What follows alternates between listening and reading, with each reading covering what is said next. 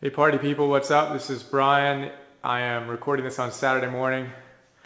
The whiteboard is growing.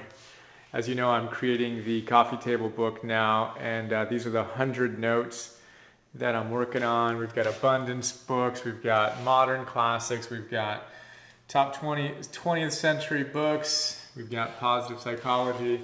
This is where a lot of those books are. Anyway, that's not why I turned it on.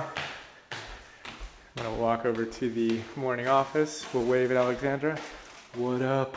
What up? She's helping me out with the editing, taking my edits and polishing them with me, which is awesome. Thank you, darling. What do we got here? We've got the Bhagavad Gita.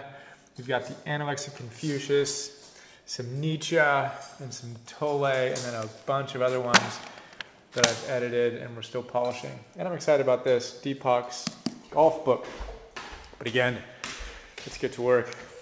So doing my morning routine, as you may know, I get up at 5 a.m., meditate for an hour, and then move for an hour, and then eat by 8.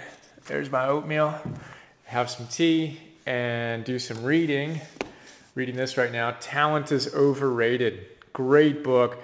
What really separates world-class performers from everybody else. So the idea there is that talent's awesome, but that's not what makes great people great. What makes great people great is a lot of things, but primarily deliberate practice. So great people put in, upwards of 10,000 hours, actually a minimum of 10,000 hours, usually over the course of 10 years. And with that level of performance, they do great things. And they also deliberately practice beyond their comfort level. So I'm actually just getting into the book, and I chose to start at the end of the book. One rule when you read a book that I love, when I studied creativity, I picked this one up. Start by reading the front cover, the back cover, right? Get a sense of what's going on with the book. And then check out the table of contents, kind of see what gets you fired up, right? So I'm looking at this, I'm like, oh, that's interesting. But I'm really interested in this, the last chapter. Where does the passion come from?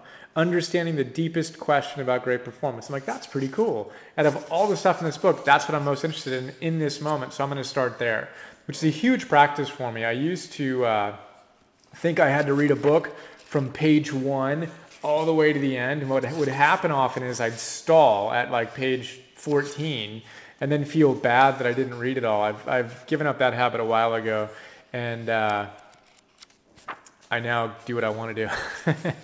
So I love this line though. So in this chapter, they're talking about, where does passion come from? And then he's telling the story of this one woman who's an ice skating champion and how hard she practiced. And this whole idea of deliberate practice is one of the big ideas from the book. And the idea with deliberate practice is most people practice what they're already good at.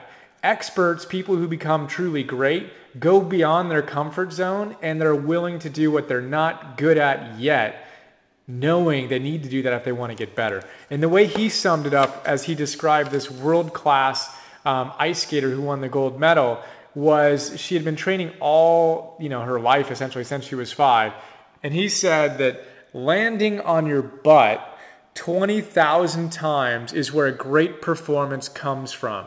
Right? So he did the math. He figured that she landed on her butt on cold ice 20,000 times, perfecting all her different moves in figure skating, and that's what made her great. And most of us aren't willing to go to that edge and fall on our butts 20,000 times.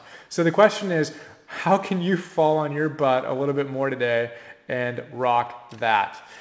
I was actually going to start and do a different big idea, but I'm actually going to leave it at that.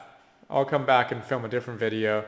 Respect your time. It's already 4 minutes and 20 seconds into the show this morning. So how about that? That's the big idea. Talent is overrated. What really separates world-class performers from everybody else? Falling on your butt 20,000 times. So what do you want to be great at? Do you believe you can be great at that? Are you willing to put in the effort? And how can you start pushing your edges a little bit more? Be willing to fall down and laugh and not think that falling down is a mistake and you screwed up somehow, but that's inherent to genius. You have to be willing to fall on your butt approximately 20,000 times. So get on that. I'll share more soon. Have a great day.